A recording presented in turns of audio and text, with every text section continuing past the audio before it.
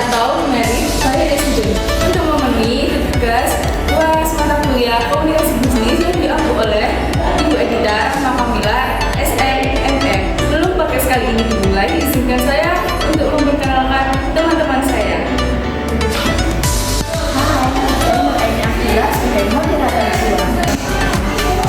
Hai, aku Fadila sebagai narasumber 1.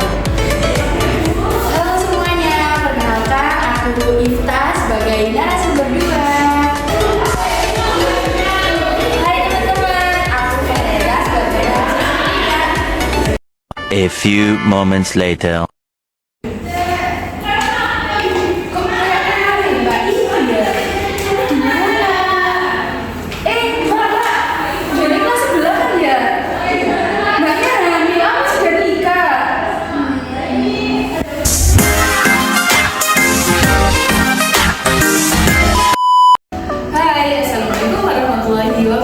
Balik lagi bersama kita.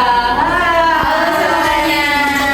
Nah, pada podcast kali ini kita akan membahas tentang MBA atau Married by Accident. Nah, apa sih MBA itu? Nah, MBA ini adalah pernikahan yang dilakukan karena keterpaksaan, yakni karena hamil di luar nikah. Nah, bagaimana pendapat kalian tentang permasalahan tadi? Kalau menurut kita sebagai generasi Z, untuk menyikapi MBA ya, itu lebih ke menjaga dirinya masing-masing sih. Sama pergaulannya juga. Dari lingkup pertemanan itu berpengaruh sekali. Faktor luar itu emang pengaruhnya sangat tinggi. Kejadian itu tadi. Nggak diri kita sendiri, Semua itu terjadi dari diri kita sendiri. Terus faktor-faktor apa saja yang menyebabkan MBA tadi? Ya itu tadi, dari lingkungan yang pertama. Kalau lingkungannya mendukung untuk ke hal yang baik, ya nanti jadinya baik. Kalau lingkungannya nggak mendukung, kayak dari orang tuanya kurang ngasih perhatian, kasih support, ya Mungkin atau ada masalah keluarga, orang tuanya ya. terlalu membebaskan anak-anak Iya. bisa. Orang tuanya nggak ngawasin kalau anaknya pacaran itu gimana-gimana, atau ya Balik lagi lah sama anaknya. ya. juga biasanya orang tua yang mengekang, terus anaknya malah berontak. Biasanya Juga sikap dari orang tua juga yang harus menentukan tadi berdasarkan pengalaman kakak-kakaknya ya. Nah, kan pasti kakak-kakak ini kan pasti pernah yang namanya pacaran. Pasti. Nah, anak Genjet ini kan kayak pacarannya agak bebas ya. Bebas sekali kalau di era sekarang. Nah, mungkin barangkali Ada pengalaman atau bisa sharing-sharing. pacar salah satu kakaknya ini ada yang Ya kalau pengalaman gitu ya ya. Jadi kalau aman-aman aja. Kalau pacaran, iya pernah pacaran. Tapi kalau yang kayak gitu, alhamdulillah masih dijauhkan dan jangan sampai mendekat, nggak mau. Takut yang kita hampir. Kalau hampir, hampir tapi jangan sampai sekarang kalau pacarnya mau gitu diputusin aja. Ini biasanya pacar. Biasanya kan kalau pacaran kan awalnya masih pegangan tangan. Iya. Dari yang pegangan tangan terus dicium, habis dicium pelukan, habis pelukan nanti biasanya kan masuk kamar. Itu mbaknya sepertinya ya. sepertinya Genjet ini sudah Ya. Mungkin dengan pengalaman dari kita, dari teman, tetangga. mungkin barangkali ada yang teman atau tetangganya yang sudah pasti ada. Pasti ada. Karena kejadian ini kan sudah marak terjadi di Indonesia. Dan di Indonesia itu sudah nggak kaget lagi kalau hal ini tuh iya terjadi. Kebanyakan kan hal ini terjadi itu dari anak SMP sampai umur 18 tahun.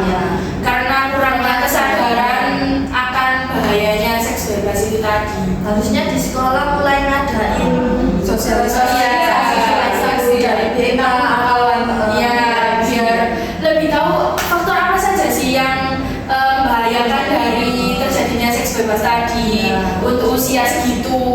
Kan